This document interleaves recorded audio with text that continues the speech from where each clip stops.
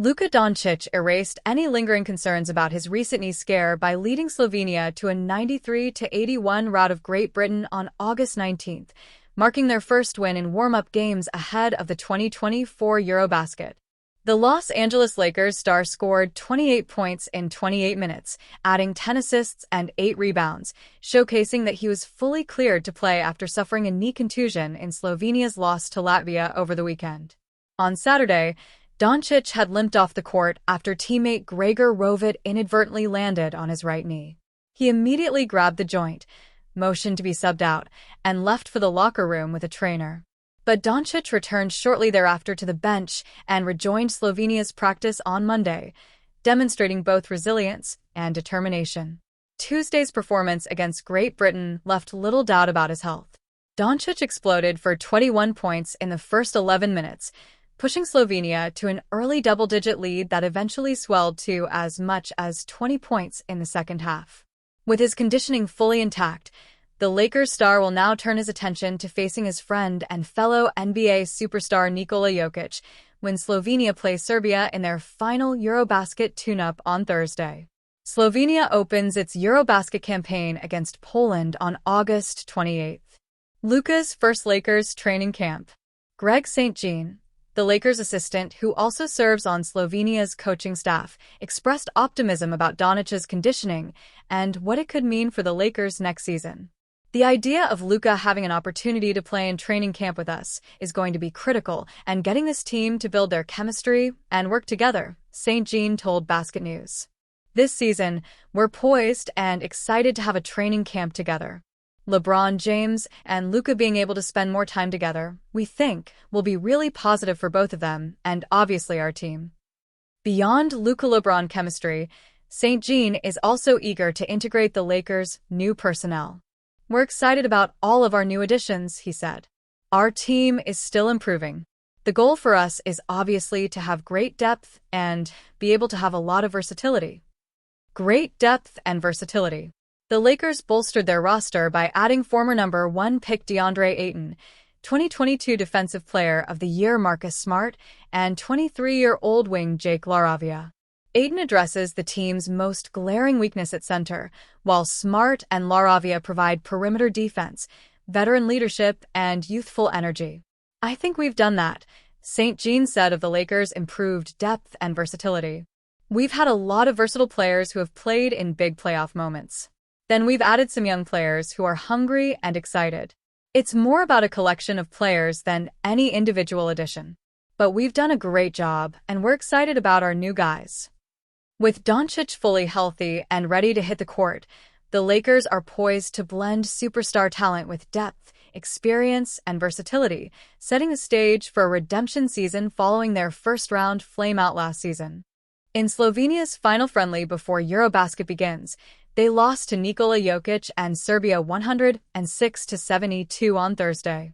The game was never truly a competition as the stacked Serbian team took care of Slovenia quickly. Luka Doncic played for 27 minutes and had 17 points, 7 rebounds, and 4 assists. Serbia was in control from the jump. After 5 minutes of play, they were already up by double figures. It was hard for Luka to make any significant impact for Slovenia, but he found a way. He had some nice skip passes, attacked the paint, and converted on a pair of three-pointers. At the end of the first quarter, Luka had 11 points, but Slovenia trailed 33-23. Luka checked out early in the second quarter and returned to the floor after a couple of minutes of rest. Unfortunately, Serbia's advantage had grown to 15 points by then. Serbia continued to play on, and after making an open wing three-pointer, they were ahead 54-33 with 3:50 left in the second half. After 2 quarters, it was Serbia in front 64-36. Jokic had a relatively quiet first half, but started getting going offensively in the third quarter. Luka, on the other hand, began to slow down offensively. He wasn't really looking for a shot, and with Slovenia down by 30+ in a game that doesn't matter, that made sense. When he did take an attempt, in the third quarter, Luka was often missing. This was another game where he struggled from three-point range. Luka made 2 from beyond the arc in the first, but missed his other 8 attempts from deep. With Slovenia trailing 91-56 entering the fourth, there was no reason for Luka to play any longer. He sat the rest of the way as Serbia cruised to victory. Key takeaways. This was an ugly game for Slovenia. Still, it's an exhibition and Luka had some good moments. Now the real competition begins. Slovenia will start Eurobasket play, taking on Poland on August 28th at 11:30 a.m. Pacific Time. Let's see if Luka can help Slovenia make a deep run in this intense competition. It may be early, but it's worth noting that there's a long list of assets the Los Angeles Lakers could target once the 2026 offseason arrives. Lake Show Life's Tyler Watts believes it would be wise for the organization to reunite Luka Doncic with his former 6'6" Dallas Mavericks teammate.